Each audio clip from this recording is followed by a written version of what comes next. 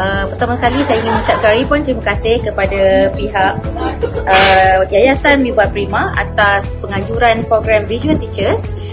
Bagi saya sebagai cikgu sains, program ini dan Visual Teachers ini banyak membantu saya untuk menambah baik dari segi penyampaian, pedagogi dalam pembelajaran sains. So sebelum ini anak murid saya banyak menghadapi masalah dalam melakukan melakar gambar rajah diagram eksperimen ataupun untuk mereka cipta produk dalam soalan-soalan sains. So bagi saya selepas ini dengan apa yang telah saya perolehi daripada program ini, pastinya ia dapat membantu saya untuk menambah baik dari segi pedagogi dan amalan pengajaran di dalam kelas. Itu saja, terima kasih.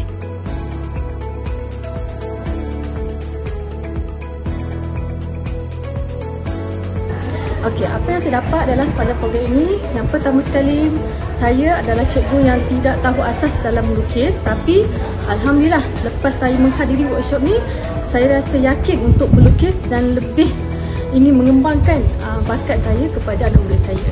Dan cara penyampaian moderator juga sangat bagus, sangat menarik perhatian, dan alhamdulillah disebabkan tarik perhatian daripada moderator tu, saya dapat ni lukisan khas daripada Dr. Ruzaimi. Alhamdulillah. Terima kasih kepada kedua-dua moderator dalam workshop yang saya hadiri.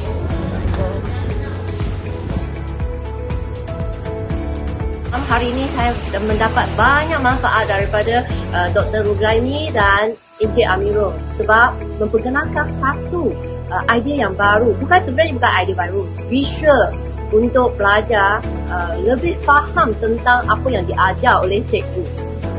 Apabila kita mengajar mereka tapi tanpa dengan visual itu, sebenarnya otak mereka tidak berfikir. Jadi saya rasa sebagai seorang sains, cikgu sains tak pandai melukis. Jadi hari ini apa yang saya belajar, sebenarnya nak melukis tu rupanya senang sahaja. So saya juga terima kasih kepada pihak PBD, Puan Rabania SIIC Plus Sains dan Matematik menganjurkan program ini, dan terima kasih kepada doktor-doktor yang memberikan kita idea tentang melukis ini. Terima kasih.